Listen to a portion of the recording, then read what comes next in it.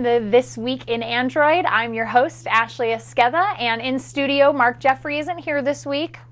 But I do have the fantastic senior editor at Mashable.com, Barb Dibwad, with me today. Hello, my dear. Hello. Good to have you. Well, thanks. Thanks for having me back. I had to come back after last week. I just didn't get enough, is what it is. And I really wanted you back mostly because of the tattoos. I was so excited. They're so fabulous, and you are so much fun to talk to, and old school video games. Retro games and tattoos, pretty much two biggest reasons. I mean, and Android. I mean, what else do you need? That's like a 1, 2, 3 punch. Yes, it's a 1, 2, 3 punch. That's a step above. That's right. 1, 2 punching. So, and we also have a really cool app of the week this week, Car Locator with Eddie Kim. He'll be joining us on Skype, and let's get right into it. Huge news this week. Yes, there is. Dun dun Apple dun. sues HTC. Sues the heck out of HTC. 20 patents. Yeah, not 1, not 2. 20. 20. That is as many fingers and toes as I have. That's a lot of freaking patents. Actually, they couldn't count any higher than that because they had to say, well, I don't have any more fingers or toes left, so let's just do for 20. Yep, let's go for 20. Man, I can't believe it. It's we're gonna be covering this story for a while, I think. I don't think this will be resolved anytime soon. I think this is gonna be one of those that gets dragged out for a long time in the courts, paying a lot of lawyers' fees, keeping a lot of them keeping food on the table, keeping lawyers' families fed. That's right. Definitely. That's what this suit is actually about. I'm very curious to know why now. Because we all know what this is about. It's about Android. Right. Do you think they're worried? I think it's less about them being worried and more about it's sort of routine thing that companies have to do. I mean, we know we just saw Nokia suing the pants off of Apple as well for a similar, we've had these mobile patents forever and you're using them type of thing. They need to defend their turf. They need to defend their territory, and if it, results in getting some actual financial compensation for these patents, many of which are very broad, that's going to be great for Apple, but it could be bad news to consumers in the meantime. I mean, I hope it doesn't come to anything as drastic as that, but we'll be watching. I definitely think that, for me, I definitely think that, especially with mobile patent lawsuits, or just mobile patents, it's a mess. A patent law is just such a mess. I mean, to be able to patent an idea, I'm sort of two minds on that, where it's I get that it's your idea, but if you can't put it into use, if you can't make it function, then if somebody else makes it work, shouldn't it be theirs? Or should you share? Or, yeah. I mean, and I'm also, Steve Jobs, I have to tell you how I imagine Steve Jobs. He seems like a nice guy, but I imagine him, when I read things like this, I imagine him inside a castle with a cat, on a chair in a giant throne, but it's all unibody aluminum. The entire throne room is unibody aluminum, and he's sitting there going, wonderful. Yes, we're suing HTC. Is he doing the evil? Yeah, except the Dr. Evil thing, we're going to sue them for $10 billion. And that's how I see him. I see him as just everything's going according to plan. He has some book somewhere. He has the iPad. He has a magical tablet that has the future. He's everything's going according to the prophecy. It's the iPad. Yeah, it must be kicking out prophecies. That'll be a new app on the iPad. iProphecy. That would be awesome. Yeah, I need it. I would buy an iPad if that were the case. I'd be I think I'm going to get one of those. Seriously. Yeah. Yeah, there was actually, speaking to your point about the patent system, there was a good piece in Slate about this lawsuit, and one of the things that they mentioned is basically this is terrible for consumers for a number of reasons, not the least of which that the patent system is totally broken for a lot of those reasons that you're describing. And Engadget had another article about how a lot of these patents are very broad and very sort of deep in the operating system, can apply to a lot of things, and I think that can be dangerous. There has to be some kind of balance between companies protecting their intellectual property and kind of overstepping their boundaries and squashing innovation from other just for the sake of manufacturers. It's mine, right? Like my patent, my multi-touch zoom, right? You no can has like it's I definitely I worry about innovation. Innovation for the sake of innovation, sometimes not a good idea. But in terms of patents and holding back innovation because of that, like I'm not on board with that, and I don't think any consumer is. Yeah, definitely. So let's hope that this does not impinge on any of that. Let's head on to our app of the week. We have Eddie Kim.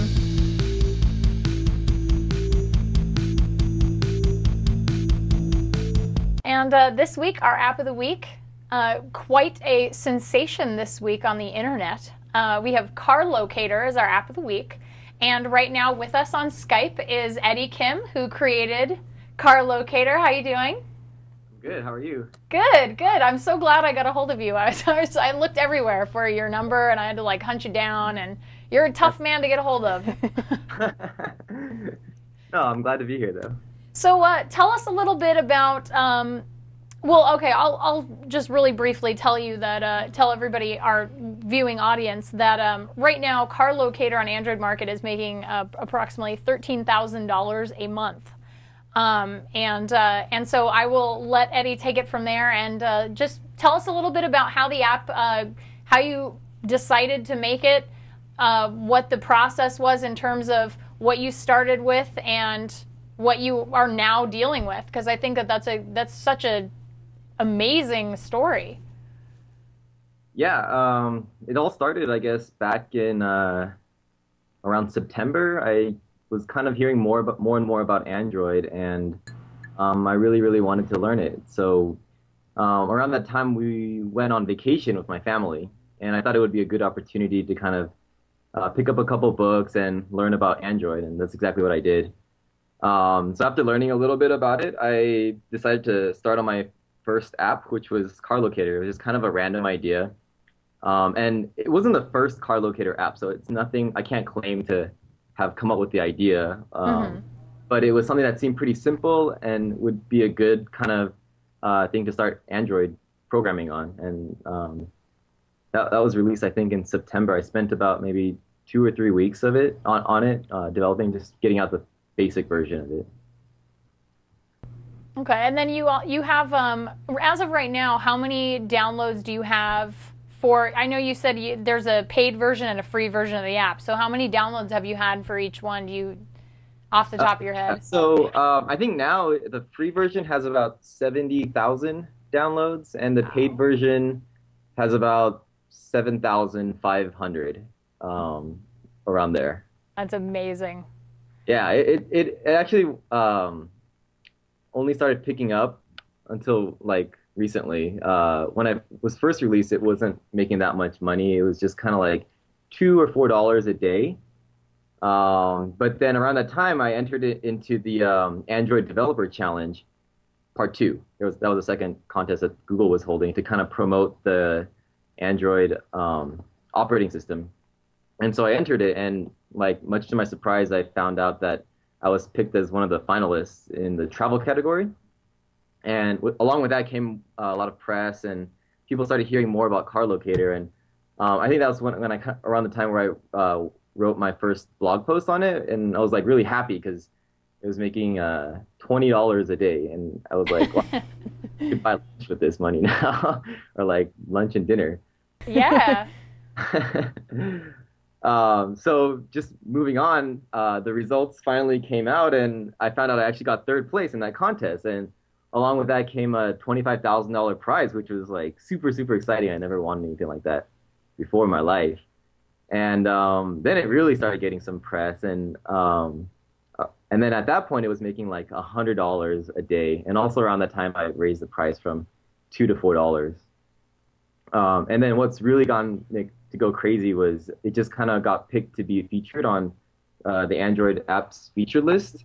And after that, the sales has been like skyrocketing, like $400, $500, $600 a day. And it's just kind of been crazy since then.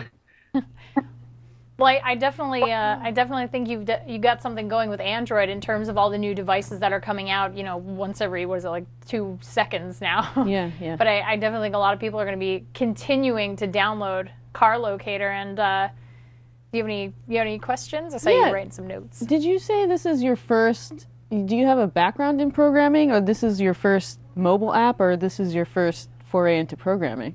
Yeah, I mean, I studied electrical engineering in school, which kind of encompasses a little bit of programming, but I wasn't like a computer science major or anything like that. But ever since I graduated, like I've been doing probably more programming than actual like electrical engineering type stuff. But I never really had any experience developing on a mobile device, so that was definitely new. But programming, I definitely had like a pretty good like fundamental like baseline to work off of there. Nice. That's pretty cool. I mean, that's some crazy success for a first time attempt. Do you feel like you want to port it to other operating systems, or do you want to work with iPhone, or what's sort of next for you in terms of development history? I mean, I really like programming on the Android platform, actually. I sort of looked into iPhone like very, very briefly, and then I kind of found out that I needed to actually buy a Macintosh to write an application for the iPhone. So that was kind of the end of that. I don't think I'm gonna, I mean, now maybe I could if I had some more time, but I'm pretty happy. Like, I feel like I have a good grasp of how the Android platform works. So I kind of want to just keep uh, stay where I am. I don't really want to learn something completely new.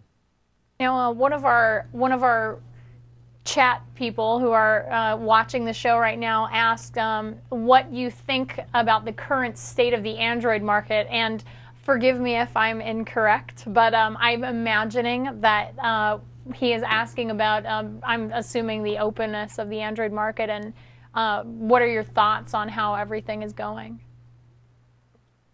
I think it's really exciting. I heard last week that Canada might be getting paid applications now, and every day it seems like I hear like new phones coming out, and I think those are all kind of like positive things for developers because every time a new phone comes out, every time a new country gets access to paid apps, it's developers are making more money, and I think it's like this to me. It's like a very real. I think it's still in a very early stage, and I'm kind of excited about the future of Android. So do you have your Android phone handy, Eddie? I do. You want to give us a little tour of Car Locator? Sure. Okay, let me just start this Show up. all of our watchers out, all of our viewing audience out there how your app works. Yeah, Dude, so where's my it's car? actually a really see that? Can you see that? Yep. Okay, so pretty much I'm in a big parking lot like at a mall or something, and I'm afraid I'm gonna forget where I parked my car. So I just hit save right here. This saves my location. Um, and it'll just store wherever I hit that button into my phone. And then next time I am out looking for my car, let's say I'm done shopping, I just start it up again, and it's automatically gonna put a little red dot. I don't know if you can see that there. On Uh-huh. the red dot is where my car is, and the green dot is where I am right now. And you have like kind of a map view at the bottom, and then a radar view at the top. So as you kind of turn around, like orient yourself, you can see the red dot I see. moves in the direction of your car. So all you have to do is really get that red dot in front of you, and then just walk in that direction. And then as the car gets closer to you, that red dot will get closer to the center of that radar. Well, that is very cool. Are you developing any other apps right now that you would like to talk about, or that you are that are already out? Yeah, actually, this is actually my second app. The very first app I wrote was called Print and Mail Photos. My full-time job is I'm in a startup company. It's called Pickwing.com, and it's really just a photo printing company. And what the app does is it lets you take pictures from your phone, and you just hit send. It automatically prints that photo you just took and mails it out to kind of a distribution list of your friends and family. So a lot of maybe parents will use it to take pictures of their kids and have it automatically sent to the grandparents. Oh, cool. One of our other readers would like to know, how accurate is Car Locator? So it's only as accurate as your GPS. And from my experience, I can find my car within about maybe 10 to 20 feet. So I think it's pretty accurate. Nice. You mentioned that there were other similar types of apps in the store already when you made yours. What do you think is responsible for yours sort of breaking away from the pack and having that success? It reminds me a little bit of whenever you see on TV people trying to, oh, we're going to zoom in on their GPS location with the little radar beep, beep, beep, beep. Reminds me of that. I think it was like partially like a lot of work that I put into it. Every week I'm kind of doing updates on it. So, I mean, what I just showed you is like the core of Car Locator, but it has a lot of features that I've added on to the application week after week. And I think over time it's grown into like a pretty powerful and significant application that has a lot of features on it. So I think that that's definitely helped a lot. And also like definitely winning the Android developer competition was a huge boost, and getting featured and other things that you can't really count on all the time. But I think it was just partially like a lot of hard work and a lot of luck too. Do you know anything about the process of getting onto that featured list? Is that something that Google are they picking that sort of, editorially, or how does one get on that list? I have no idea. Like, sorry. Let me turn off my phone. It's just I just woke up one morning and I saw my sales were 5 times what it normally is. And I didn't know why. And eventually my friend told me, oh, I saw it on the featured list. And so I wasn't even contacted or anything. I have no idea how to applications. Cool. That's awesome. It's cool that it can have that dramatic in effect. Yeah. Awesome. It's been wild. That's I'm just blown away at the fact that somebody can still, and I definitely think that it would be I'll pose this question to you, Eddie. Do you think that if you had developed, hypothetically speaking, if you had developed Car Locator for something like the iPhone or for WebOS even, do you think you would have an easier time or a harder time getting notoriety? I think definitely it's really, really hard to get noticed if you develop and release something on the Apple market, just because there's so many apps out there right now. And from what I hear, it actually takes like a lot of marketing and running ads and things like that on other people's apps and things like that. I think Android's kind of like in this, in my opinion, like this sweet spot where it's not so big that developers can't get noticed like in Apple. But it's big enough that you can actually make like not a super like huge amount of money, but not an insignificant amount of money either. Right. So I think it's in kind of, at least from a developer's perspective, I think it's like prime time. Very cool. Awesome. Well, I'm impressed. So, and also, I guess my last question would be, I've heard a lot about piracy. I've heard people are pirating your app, sir. And, which is, I'm all for pirates, but maybe not piracy. I'm all for piracy out in the open seas, but maybe not. Yar. Yar. But maybe not for apps where people could be making money, especially with indie developers like yourself. How do you feel about people pirating your app? I'm just curious.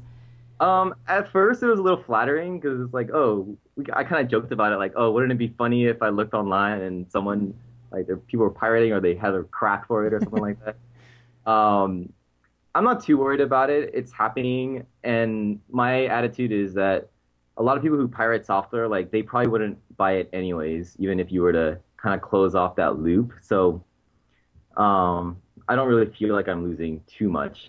But then again, I haven't really looked into the numbers on how often it's getting pirated. But I don't think it's a huge issue. Cool.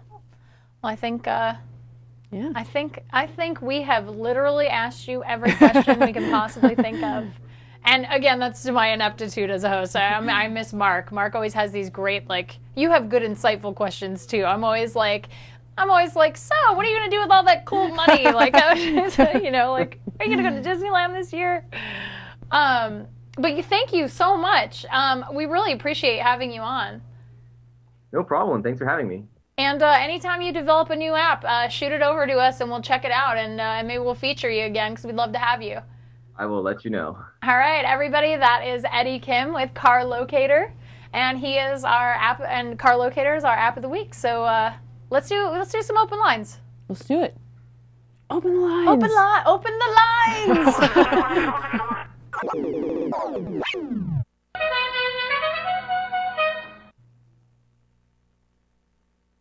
All right. So I wasn't really sure what we were going to do this week with open lines. So I thought to myself, I think I will take something that Mark Jeffrey sent me and we'll make it an open line. And it's actually an article that was written on Mashable.com by one of your enterprising young bucks. And it is actually 6 free Android apps that will make you drop your iPhone. And wanted to talk about it, all 6 of them. Obviously, the big, the obvious one would be Gmail, Google Calendar. Free, comes with phone, links up between your Android phone and your Google account, totally seamless. Yeah, it's just really nice. The whole setup process of the Android phone too is great because you just put in your Gmail account, it sucks down all of your contacts, and the seamless integration with, if you already use this stuff, and if you don't, it's a great reason to start, just because the integration is so right there. I would say though also, if you don't like the native Gmail app that comes with it, there's also a great app called K9 Mail that's worth checking out. So if you just want some alternatives, which is also free, so I'd recommend that too. But yes, the integration, it's just so easy, it's got that sort of Apple-esque, I almost hate to say it, but it's where it's just it just works. Yeah, just works. Yeah. Now there's 2 conflicting chatters in our chat room. Somebody had mentioned they thought the Nexus One, you have a Nexus One. Yes. So does that integrate with Google Apps? Because I'm assuming that a lot of Android phones don't have Google Apps. Does Nexus One have them? Not very well. I mean, you can do it. You have to kind of spelunk a little bit harder and find some settings, and certain things don't work, and certain things are one directional instead of 2. Why do you think that is? It's weird. It's their proprietary software. I mean, it's Google. It belongs to Google. So why not make that as clean and polished as everything, as Calendar and Gmail? I can only assume it's coming. I mean, we have to assume that users of Google Apps are a subset of people who use the more general tools, Gmail and Google Calendar. So we're talking about a smaller segment of the market. I'm sure that they want to address it, and I'm sure we're going to see more of a push in terms of Android and the enterprise too, which is exactly when they're going to really want to roll out much better, tighter, integrated, full-featured support for Google Apps. I'm sure it's coming. It's going to be a matter of time. The dreaded developer soon. Yeah. Trademark. When it's ready. Yes, when it's ready. Okay, so we've done Gmail and Calendar. Also, Google Voice, obviously. Huge deal. Google Voice is awesome, and I actually just noticed or discovered a new feature the other day when I had to do an interview, which is that you can do call recording through Google Voice. You can't do it if you're calling out, but if you get someone to call you on your Google Voice number, you can just hit 4 at any time to start recording. And it's so simple, and there are laws surrounding what you can record. So it has a little notification, this call is being recorded, and the listener can hear that too. And then the actual audio file is saved right in your Google Voice inbox. So it's awesome if you have to do interviews or if you want, reference at any point later. Interviews, that's great. I mean, for somebody like yourself who's writing for Mashable, I mean, if you've got to interview somebody in tech and you can't get every single word, or you're not interviewing through email. Or Skype. Yeah. Or Skype. That's a fantastic, fantastic tool for you to use. Oh yeah, and it's so easy. Just it's built right in. You don't have to install another third-party app. Just hit 4 and. Well, and pretty much with Android being the only one that has a true Google Voice app. I mean, WebOS, it was a third-party developer, but then they changed the API, and it broke. And he was just like, I can't. Yeah, he was like, I can't develop this anymore, so he's like, I'm not going to put out a product that doesn't work, so I'm just going to pull it. And so he just took it out, and so there's no more Google Voice on WebOS, and obviously, Apple's no. That's a big fat no. But it's great. I mean, the number portability, too, I think is just, especially as people start to cycle through phones a lot more, and I think people have less loyalty, to who their carrier is, and porting their number every time is a big hassle. So this is sort of a way to just say, you know what, I might change phones as often as other people change shoes. I might go from a Droid to a Nexus 1, but I'll still have that Google Voice and everything's good, and I don't have to, even though you can transfer your number from carrier to carrier. It's a hassle. That's kind of a hassle. So you can always just say, well, just in case something horrible happens and I can't keep the same number, I can at least have Google Voice. You can print your business cards once and not have to reprint them. It's a beautiful thing. Yes, very nice. And then also, if anybody's into playing the stock market, which for me personally, I think I'd be a little bit terrified to at this point. There's also Google Finance, so you can watch your stock, like Palms, for example, crash through the floor a couple days ago.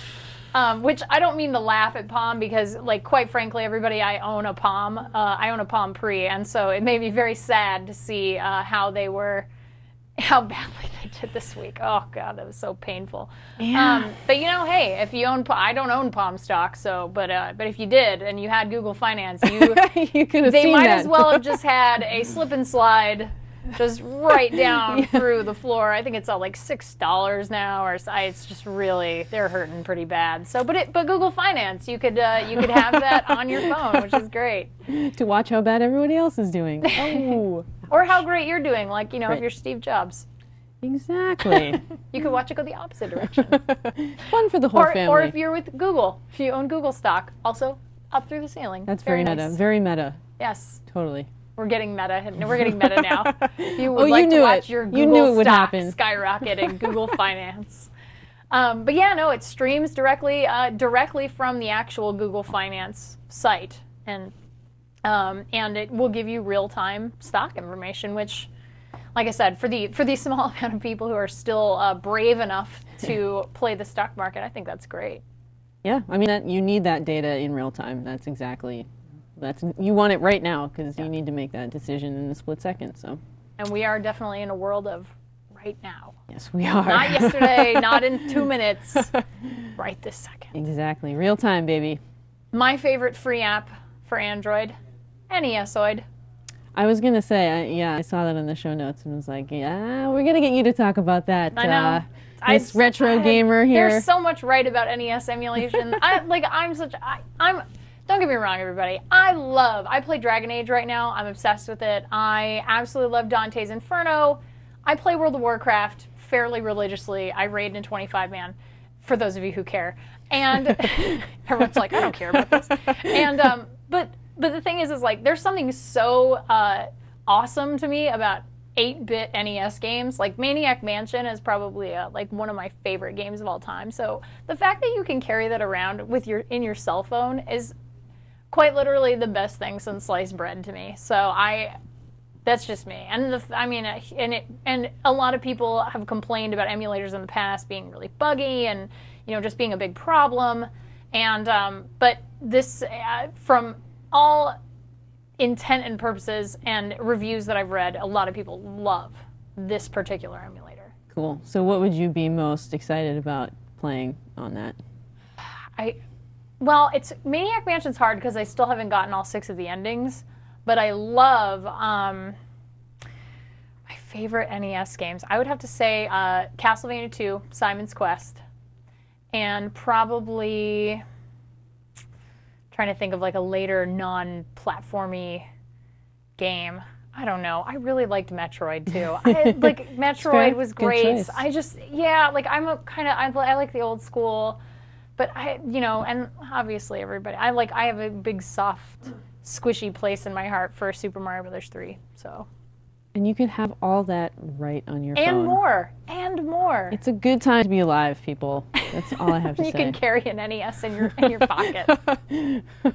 Who knew? Who knew? Yeah, who would have guessed? Yeah, exactly. Like 20 years ago, who was like, you know what? We're going to have phones that you can carry with you anywhere, and you're going to be able to play Nintendo from that phone. And people are like, you're a lunatic. Like, we're gonna throw you in Shutter Island. Like you're going to be visiting Leo DiCaprio in Shutter Island in a year. But that reminds me of great. that story that just started making the rounds again this week about I think it was in 1995, an article in Newsweek that was like, this internet thing, it'll never take off. I saw that. Who needs any of this? The professor was like, I'm so embarrassed for writing that article. There's a guy who wrote an article in, I think it's InfoWorld this week, saying Android was doomed. Oh. He used the word doomed. Like, Android is doomed. Uh-oh. Like, he was very... Better throw this out there. I know. You know what? You should hand it over to me, and I'll make sure it gets incinerated. Oh, okay. You'll take care of totally disposal? Fine. Okay. Definitely will. Good. Very good. So, but, yeah, like, he was just like, no, Android is doomed. Like, it's because of the way that all the updates were being pushed out, like it's not consistent or even, and that basically they were sort of shooting themselves in the foot. Oh, excuse me. And they were shooting themselves in the foot by, having sort of this haphazard way of doing things, which, from what I've seen on this petition about the Android marketplace, is actually one of the biggest complaints about the Android marketplace is that it's very haphazard and all over the place. Oh yeah, I mean, I would say that was one of the first things that I noticed as one of my bigger complaints after getting, my first taste of Android was, what do you mean I can't update all of my apps at once? Yeah. What do you mean I don't have an update all button? It gets kind of ridiculous too. That's a big deal, especially when you have 30, 40 apps and 10 of them get updated. I'm definitely an app, enthusiast, so I go and download, 100 at once. I'm like, and then come back a week later and it's like 20 updates. 35 of them need updates. Okay. and then how many button presses? Really? Right, and you have to be aware of what's going on your phone, which is, that's ridiculous. I can think of, to put it in perspective, I can think of the Curse WoW add-on. If you subscribe, you can update all at the same time, and that's fine. But for something like a cell phone in an app store, you have to be able to update all. You're on the go. It's not like you're sitting at your desktop, you're waiting to raid or log in or whatever, and you can just download one by one as you're, tweeting about how you're going to raid tonight or whatever it is. Yeah. You have to be able to update everything. That's one of those little user interface niceties where there is still a little bit of a gap in terms of polish. Yeah. To close that gap. And I wouldn't even call it a nicety. I'd call it a necessity. That's like saying air is a nicety. Like having air to breathe. That's a nicety that I would like to have. It is nice. You need it. Like phones need that. Okay, and the last, we're totally getting off topic. We're tangent girls. Is Open Home, last free app. It's a customization app available on the market, and it will. Basically, you can pretty much replace your entire home screen and customize it at your will.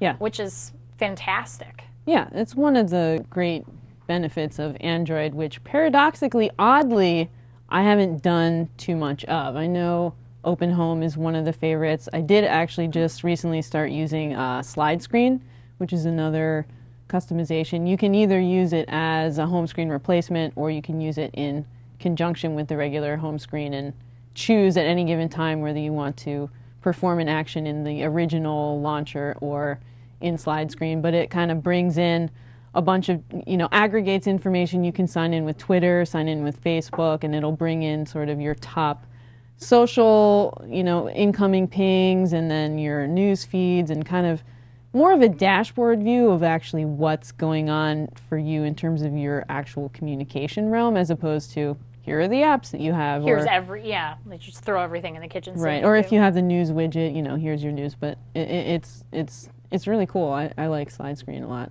I'm excited to try out some of the other customization apps. I haven't really dove into it too much. I hear a lot of things about, oh, it slows down the performance of your handset type of thing, and I mean, I also like just the default view. Like, I like looking at that shiny. It is really nice. I mean, I can see the appeal in customizing and having your own icons and themes and all this stuff. But I can also see the appeal in just the normal screen. You know, it's really, I think it's really well done. So, and I know TWiA is one of the apps that we will potentially be having on as App of the Week. It's actually a really neat little thing if you haven't seen it. Like you, instead of, you don't have to unlock your phone. Like you can pick widgets that will show up when you hit your, when you make the phone live again. When you wake it up. And it'll show you a little widget, like say you want a Twitter widget, so that you don't have to unlock the phone and open Twitter and blah, blah, blah. Like, it'll have a little widget that you can have on your screen while it sleeps. That's kind of nice, actually, because I think about that a lot when I'm, you know, trying to do something on the phone. And you even have to unlock the phone just to turn down the volume. And that's, you know, that can be sort of, I just want to, why doesn't this button just work? Work, damn it. Yeah, so that's our open lines for today. And let's do the news.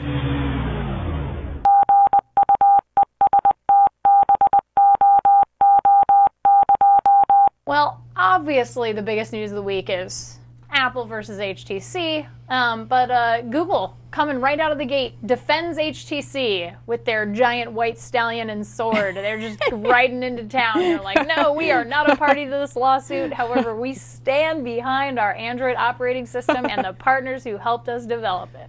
Fair damsel, we will come to your aid. Exactly, and it makes me wonder if they're going to throw some money behind this to HTC, or some kind of legal help, or I mean, this makes me very curious as to how they're sort of behind closed doors kind of helping HTC with their case. It's going to be fascinating to see how it plays out. I think they have a lot of incentive to support HTC in the lawsuit, even though it's not them named directly. We all know what the suit's about.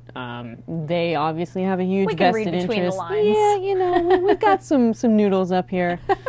They've got definitely a vested interest in having the outcome of this suit go in HTC's favor. So, I mean, I'm sure there may be some legal implications in, you know, of how precisely they can get involved, but I wouldn't be surprised if they come out swinging with, you know, more support than just here's a letter to TechCrunch type of thing. Yeah. But I mean, it was certainly an unusual thing for them to come out almost of the blue, ostensibly, in terms of the just actual flat-out show of support. Like, hey, yeah, we're here. We're not going anywhere. We stand behind our product. Not like, because, you know, a lot of companies would just hide and they'd be like, well, let's see how this plays out. Yeah. And then we'll make a statement once we sort of see where the balance is tipped.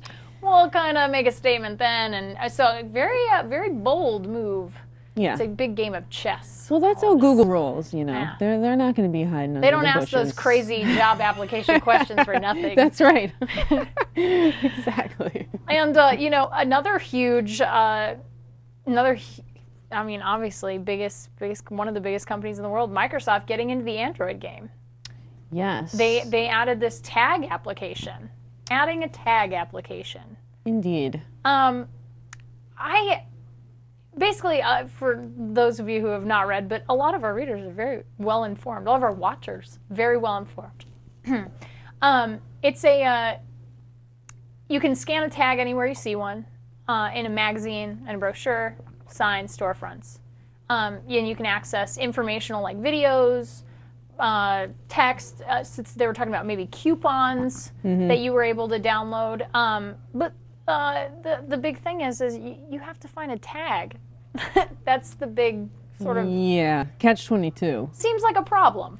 Yeah, and the other thing about this is that tag is Microsoft's proprietary version of a technology that other people know as QR codes. It's sort of, you know, Microsoft's flavor of a standard that already exists. So I think it's really interesting that they've chosen this particular app as their first foray into Android, which not only gets them in the door in terms of Android, but it's specifically pushing a proprietary Microsoft property initiative, odd. Which I think is not a good move. I think they should support the QR code standard that Right. already exists, that you might actually see. It's a proven from time standard, to time. right? It's a proven standard that already exists, and when 7 Mobile comes out, they can go with that. It makes me think that somehow they're trying to like hedge their bets for 7 Mobile, and then we're just gonna have proprietary tag. Like this would worry me if I were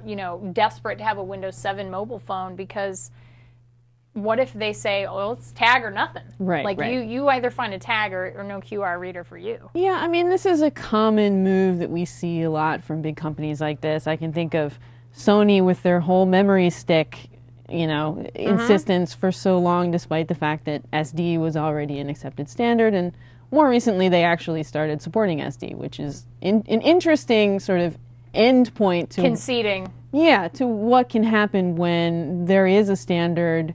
And it's an emerging technology, too. It's not like this is an established thing where they can come out and say, we have this great competing system that does X, Y, and Z. This is still something that's not really there yet. I think the actual technology of let's use a small recognizable symbol to stand for a lot more information where people can just access it through their phones, I think that will be popular. I think that will take off. Yeah. But I think if Microsoft wants to get to that world, we would get there a lot faster if they would embrace a standard as opposed to trying to a global fragment. standard, right?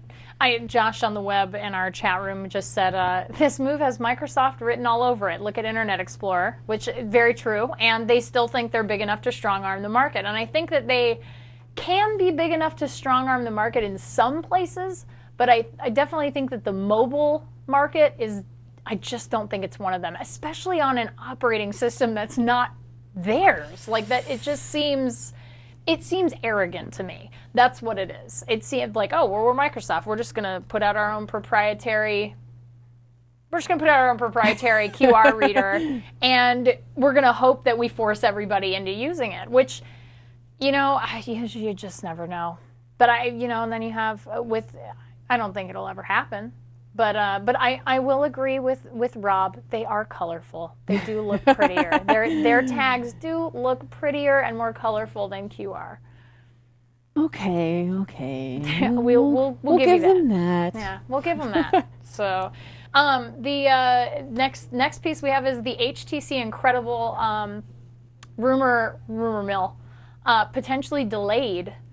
We've been seeing a lot of pictures leaking finally over the last couple weeks about the Incredible. Looks very cool. Yeah, it is cool. With those red red accents, that's really signature. Very polarizing. I'm sure people will be like, I hate those things, but Right. But some people are like, those are sweet.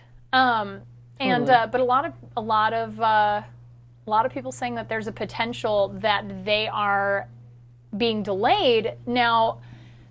A lot of talk has been about how on the Nexus 1 there's some multi-touch issues, that the axis seems to be flipped, and it has to do with the screen and some of the hardware that they use, and that the Incredible uses the same screen.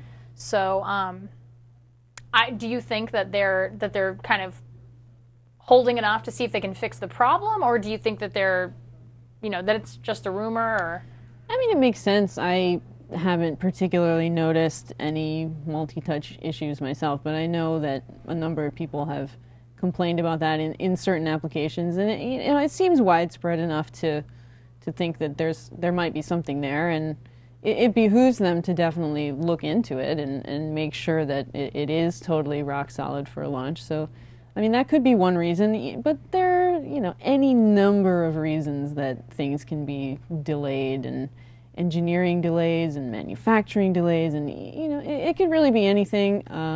Verizon delays. Verizon we all know delays. they kind of like to delay things sometimes. Indeed, and for any number of reasons, and we'll see it when we see it, and it'll be red again, and it'll be cool when it's done. When it's finished, when it's ready. So Google Gesture Search launched in the Android market, and I think that it's very fledgling, but I'm curious to know what your thoughts are on it as somebody who writes for a blog like Mashable. Like, what what do you think the sort of niche, or where do you think gesture search is going to sort of find itself? I think it's interesting in sort of this pantheon that Google has really been taking with Android in terms of alternate ways of interacting with these devices and getting really experimental with it. I mean, even, you know, voice search and, you know, Google Goggles, visual search, just kind of exploring different ways that we might be interacting with these devices. And I think handwriting is certainly another area where, you know, there could be more stuff that makes it easier to just, you know, draw instead of using the virtual keypad. I think you're right, though. It is pretty fledgling, and having it be a separate app that you have to actually call up and say, I am now going to use my handwriting gestures. Instead of just putting it directly into the source code and saying, right, you can do this at any time. If it were more, you know, lower level and accessible to other applications where in any window, if you're in the browser and you want to just use gestures instead of using the keyboard, I think then it would start to be more powerful. But you know, it also sort of makes sense. Let's launch it as an app first. Let's see how people react, see how it works, fix the remaining bugs, whatever. And then, presumably, if it does well, we will see it come more lower level into the operating system. Something interesting someone had actually mentioned to me when I had brought up the gesture swipe was that it would be something that a lot of disabled people would be able to use in terms of as opposed to if they didn't have, like, let's say they didn't have all of their fingers and they couldn't use, you know, if they had something like the Nexus 1, they couldn't type. Like, they could use this to search. And I thought that was really interesting, an interesting application, and potentially something that we don't see a lot in mobile phones, which is something that's, you know, disability accessible. Mm-hmm. Yeah. I think with all these things, too, it's you know, addresses issues of accessibility. It also just addresses issues of, you know, each person relates to a device differently and has their own preferred ways of interacting with it. Even last week when we were talking about with the Droid keyboard, you know, it's there, but I rarely use it. Other people love it, use it all the time. It depends more on your preferences and how you work, how you interact with the device. So I think bringing in more ways to get data in and out, more ways to relate to that device, the more the merrier, I think. More users. Yeah. More usability, more users. Appeals to a wider range of people. That's definitely. A good point. That's a really good point. So our next piece of news is that AT&T is getting the Motorola backflip. And you would imagine that on an Android device, you would have Google search. And that is not the case. We are apparently getting Yahoo search with the Motorola backflip on AT&T, and I'm not really sure what to think of that. It's interesting, right? It reminds me of not too long ago also there was a kerfuffle about Verizon switching the default search on some BlackBerries to Bing. Which seemed also at the time a very odd move considering that I think this was right after they launched the Droid, where it was, you know, why aren't they, all of a sudden, why aren't they supporting Google and they're supporting Bing? I think it's interesting in terms, there's a lot of interesting stuff going on with these search players now, and we see things like Bing powering Facebook search, and everybody's doing a deal with Twitter to get their real-time results. I think, you know, mix it up a little bit. You know, if people want to try out other search engines, if Yahoo wants to pretend that it's still in search, it's still relevant. Yeah, exactly. Did I say that? Relevant search engine. I mean, sure. You know, I'm sure they approached AT&T and worked out some kind of deal, and I'm sure that any backflip user out there can download a Google search widget and override that silly Yahoo business. We already talked a little bit about the Nexus 1 multi-touch issues, so I don't think we'll kind of skip over that. Sure. But I read about this and I thought it was great that Google is giving top developers a free Droid or a Nexus 1 phone. If you developed an app with 5,000 plus unique downloads, at least a 3.5 star rating, you could fill out a form. Google would email you, and you could fill out a form to receive either a Motorola Droid or a Nexus 1, which very cool. I think it's awesome. I mean, do you think that this is going to be something that that other I don't see Apple like sending out free iPhones, but well, and really, neither. if you're developing for the iPhone, you have an iPhone. I mean, there's just no doubt about that.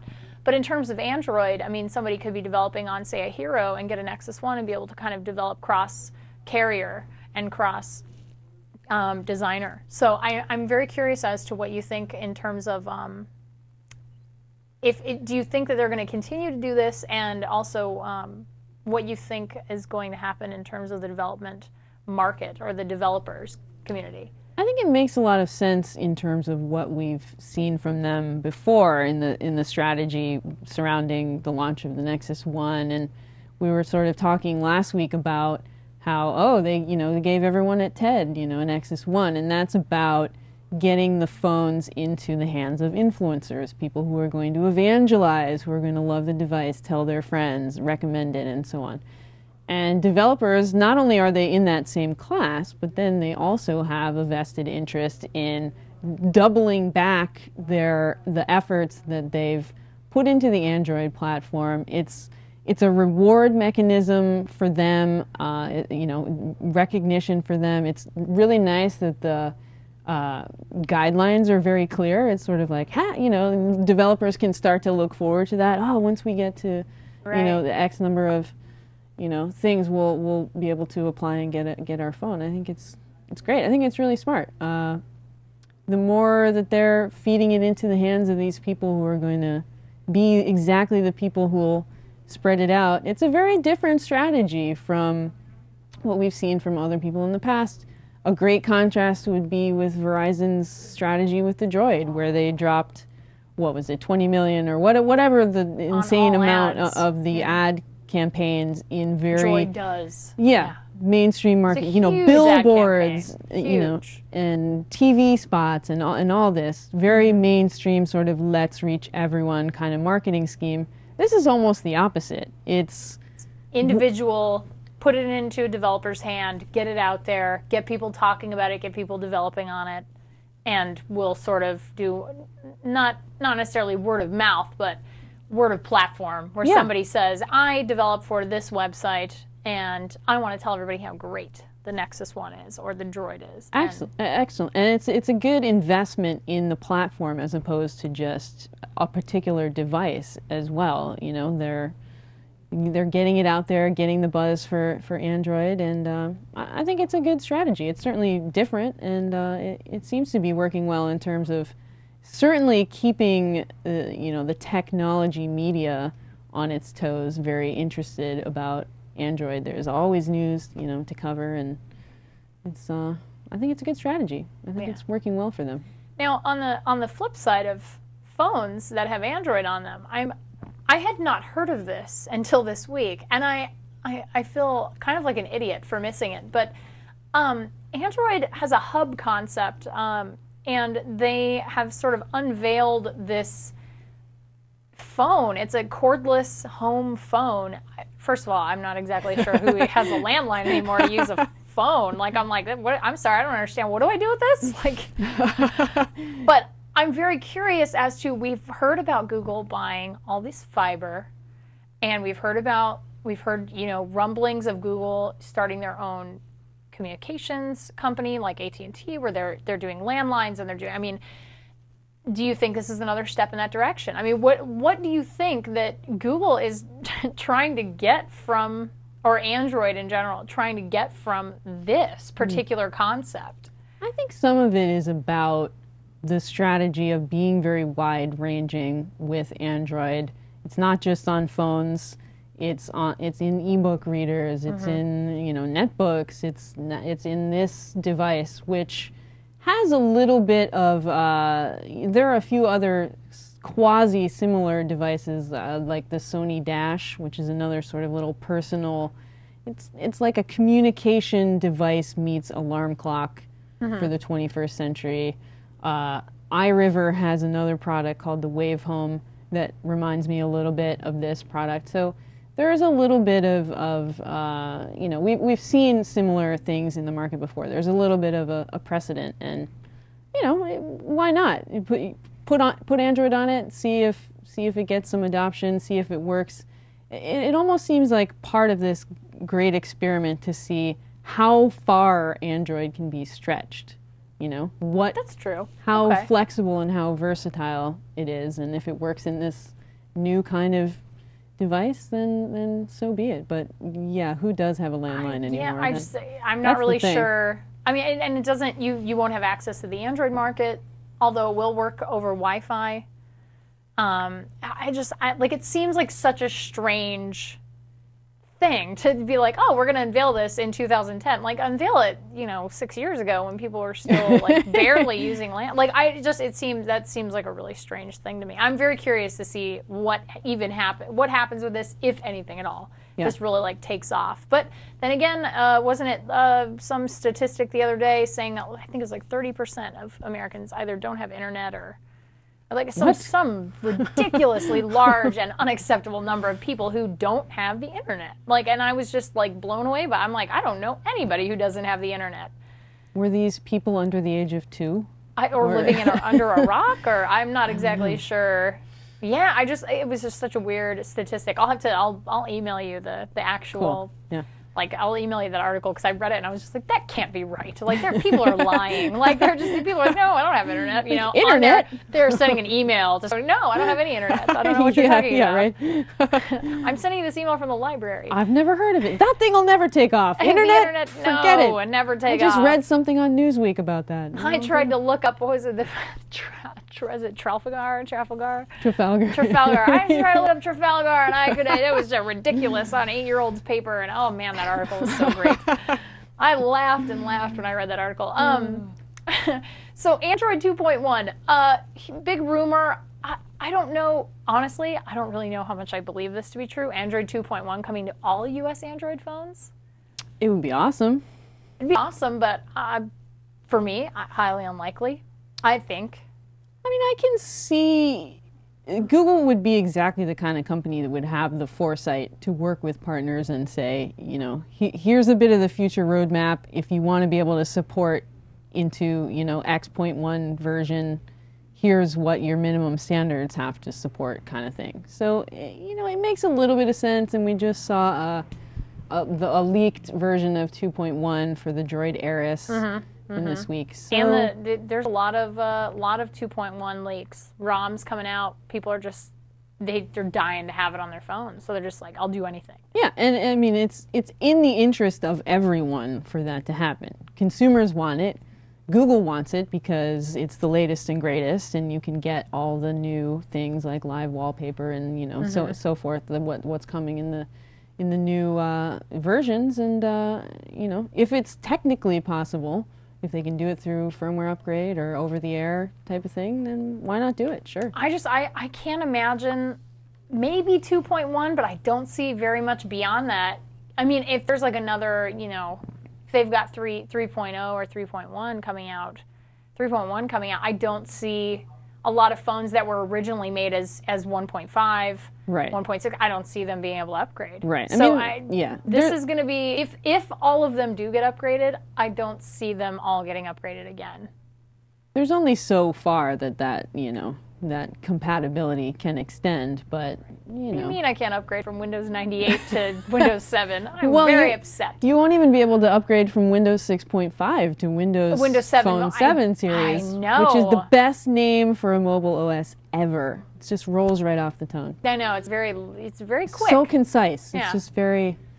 But no, I can't.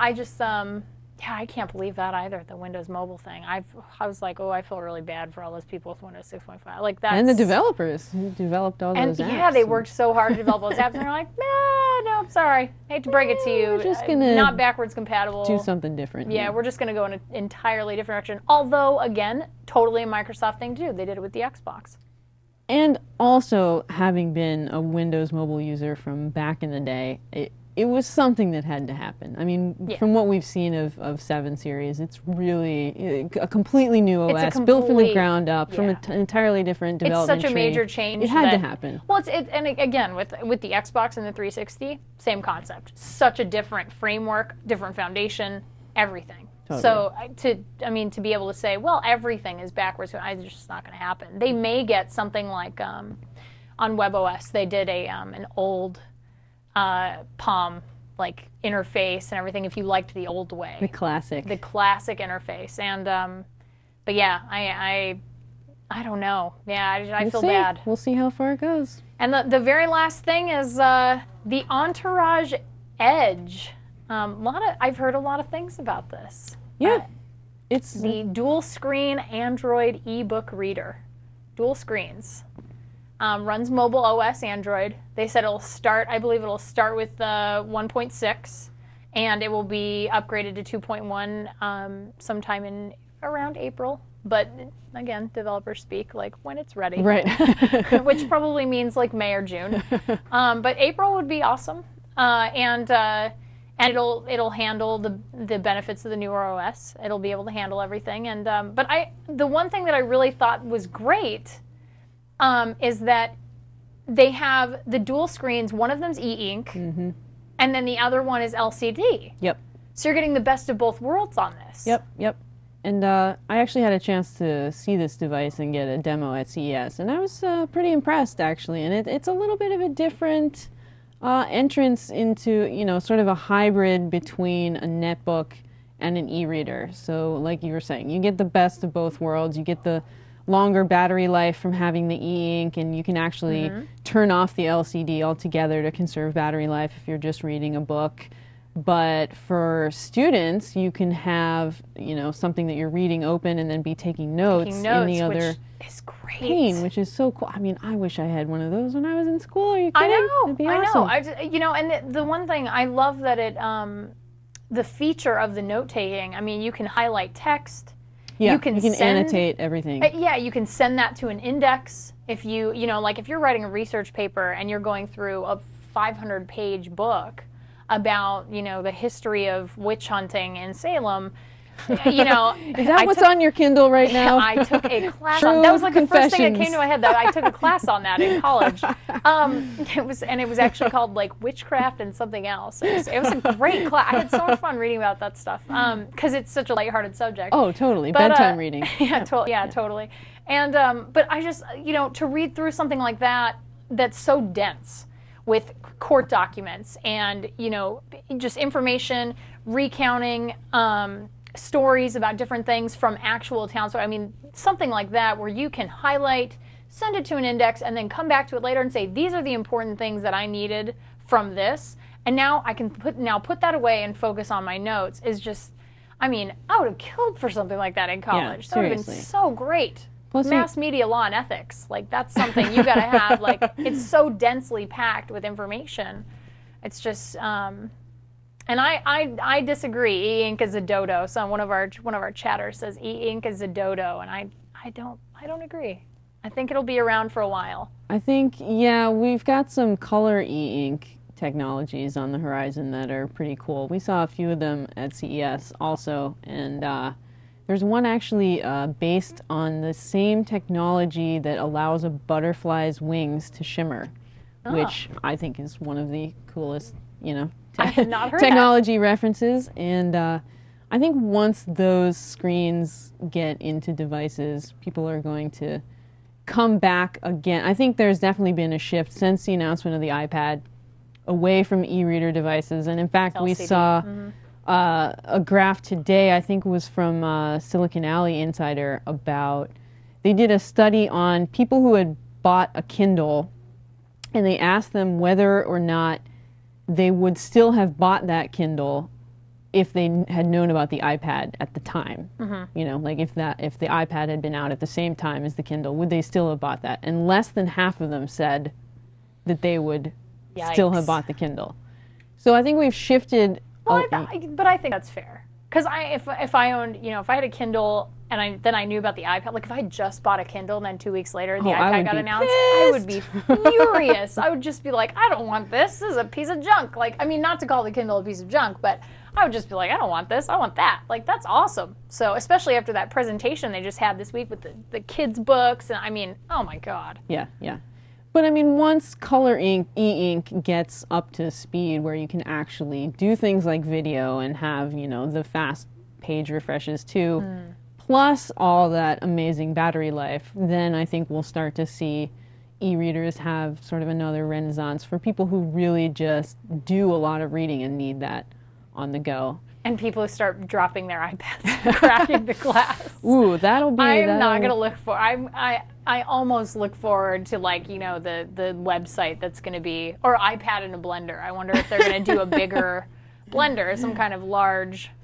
like maybe a wood chipper, iPad and a wood chipper, I can't to break all the geek hearts. I mean, it would just when I saw the very first ones of the iPhone in a blender, I was just like, oh, why would somebody do that? Like, that just seems so horrible. But now I kind of look forward to like every new device getting tossed into a blender. So you like the takedowns? I do. I love the takedowns. But well, I think that is all we have time for today, I should say. I would like to thank my wonderful co-host, Barb Dibwad, today, senior editor, Mashable.com, and we can find you on Twitter at Dr. Paradox. Indeed. Which yes. I found you already, so good. I'm stalking you on Twitter. Oh, good. And now that I divulge my location, I'm going to be looking behind me. Is Ashley here? Exactly. No, I will be following you. And then Edward Kim, or Eddie Kim, who created Car Locator. We'd like to thank him as well for being on the show, our app of the week. And you can find him on Twitter at Edawerd, EDAWERD. And I am your host, Ashley Esqueda, and you can find me at Heartless Jez, J-E-Z. Everyone's like, Jez, what does that mean? But J-E-Z. And this has been This Week in Android. We'll see you next week.